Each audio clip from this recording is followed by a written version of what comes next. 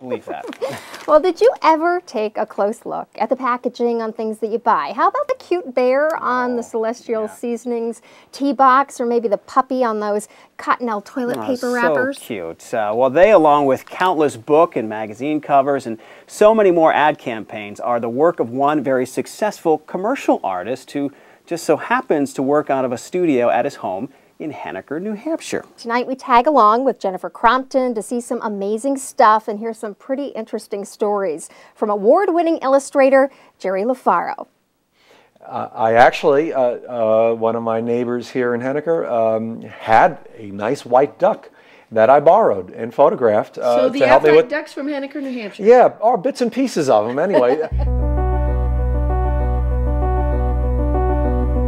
Illustrator Jerry Lofaro draws from life, creating bold commercial art that is both realistic and surreal and seen by people all over the world. So I've had the whole range of working, you know, for all the major publishers and also for countless blue chip advertising campaigns. Jerry was chosen to update their iconic Sleepy Time Bear and the symbol of their caffeinated tea, Morning Thunder. And, you know, creating the clouds as a stampede of buffalo bursting out of the sunrise was, you know, that's my cup of tea. His cloud work is well known. It's why he was chosen to do the art for the Claritin campaign. And they feature prominently on packages of Friskies cat food, too. You know, I'll shape the clouds into, you know, the animals, the fish, you know, the chicken to represent the flavors. The creations are filled with fantastic touches. Like the artist, they're alive with imagination and humor. I need to, as a way of keeping myself grounded, I remind myself, you know, I've been on the cover of Time magazine, but I've also been on toilet paper packaging. It's quite a career trajectory for a boy from Long Island who loved dinosaurs, influenced by his dad who loved to create too. By high school, he was painting all the time, even denim jackets. It was the rock and roll 70s, so he learned to airbrush so he could paint vans. His signature technique, smooth and whimsical, is still there. As a child of the 60s, there was a show called Rat Patrol. I remember it. Right? And I did my version based on velociraptors, and I call it Rat Patrol. You like teeth, I take it. I like teeth.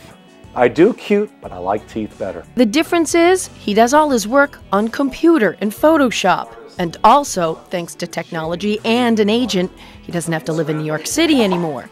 Now his studio is a barn in Henniker. He moved here in 1995 with his new wife and infant son. For Kathleen, it was a move home to her native state.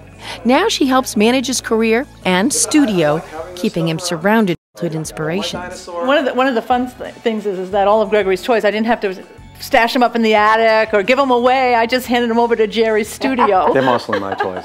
Like lots of his art, it's fun to discover things in his workspace, like his book covers on display in the bathroom. I've created covers for a number of genres, fantasy and science fiction, a lot of mystery book covers. I've done everything from Peter Benchley Beast, which is kind of like Jaws, except it's a giant squid, Killer Calamari. He's done the classics too, like Gone with the Wind, and of course, quirky stuff as well.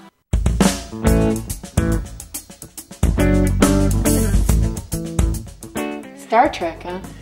Well, not just Star Trek, but Star Trek Next Generation meets the X-Men. Kind of niche-y, I guess. Yeah, this was a book cover done for Marvel books. He even hired Fabio to pose as a caveman. Well, this is kind of like prehistoric romance. I actually dubbed the series in the Nookie of the North. He's done packaging for popular games and his own line of t-shirts. Here's one of my t-shirts. This is Nasty Rex. It's another wonderful circular thing in my life as for a 17-year-old kid painting jackets and t-shirts in high school, that I am now selling t-shirts with my designs as a big part and component of my career. This is called Dolphonic Symphony, and I actually created this exclusively as a t-shirt design. My wife accuses me of having too much fun. And I do. I mean, what is life about? I mean, you know, I've been blessed to have a career that I can have fun. I mean, really, I'm doing the same thing I was doing as a kid and in high school. It's just a glorified version of it, my existence. Andy shares his enthusiasm by teaching. But for the last 2 years, I've actually had the opportunity, the wonderful opportunity, to shape the digital art program at the New Hampshire Institute of Art. And I am having the time of my life there. Coming up, seeing a sleepy time bear come to life, and a little cloud making 101. Is I can warp and change the shape and do different things like that. Oh, I love this. This is so much fun.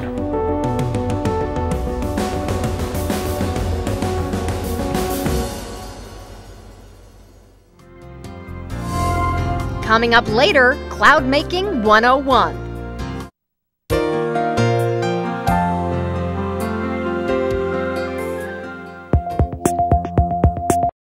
The very first job I got actually was for the Buddy L toy company, and it was packaging for a lizard on 6 wheels called Terrifier Amphibians.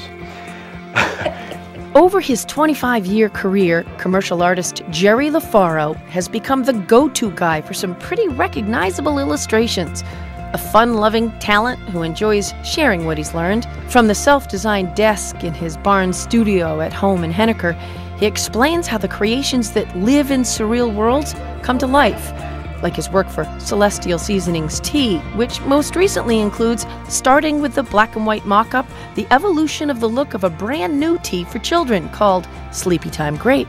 I create a much larger scene than actually needed on the box because the piece will be used for promotions. The beauty of working in Photoshop is that the way you do it is you create your art in layers. I mean, this pretty much looks like a traditional painting. However, when I say layers, each one of these objects is on its own layer, so I can shut off a layer as I want. He paints using a Wacom pen on a computer pad. His hand motions and the outcome much the same as when he used an airbrush or paintbrush, except he can work faster, have more control, and create worlds within worlds. You can scroll through this particular file, and I created this nice designy wallpaper and the wood floor and a rug and grapes, and put little paw prints on the cup there. And you know, I'm so shameless, let me turn these guys back on, that when we decided to hang some artwork on the wall, I decided to put one of my paintings. There's my polar bear. It seemed appropriate. The buffalo clouds he created for Rolling Thunder Tea are a signature of lots of his work. So he gave us a little Cloud Making 101, starting with the sky. Done. It's that easy on a computer. What used to take hours takes minutes now. This is my brush palette. So I can pick out a nice soft brush, control the size of it like this. I start with a mid-tone. I don't start with white. You see, to paint a cloud, you must be a cloud. And so you have to, it's a kind of a Zen-like thing. It's a lot of fun.